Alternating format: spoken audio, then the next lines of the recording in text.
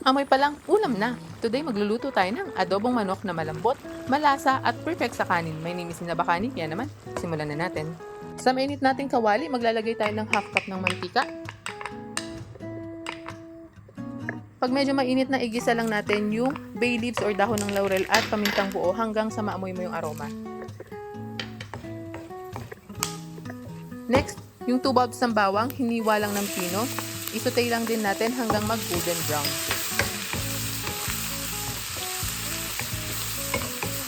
Next naman, yung 2 pirasong hiniwang sibuyas. Igisa lang hanggang medyo translucent na yung texture niya. Ilagay na yung 1 3/4 kilo ng manok. Igisa hanggang mag-light brown ang kulay para mas umangat pa yung lasa mamaya.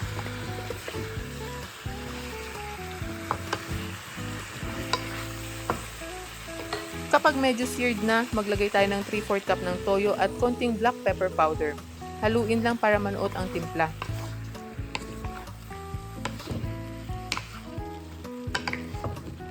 Tapos maglagay tayo ng hugas bigas. Sakto lang para makover ng konti ang manok.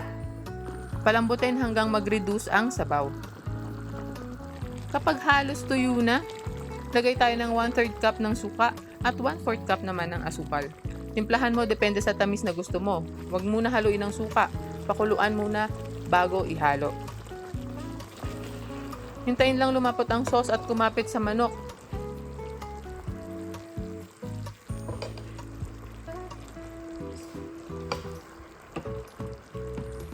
Tikman mo to, promise, mapapakain ka talaga ng extra rice.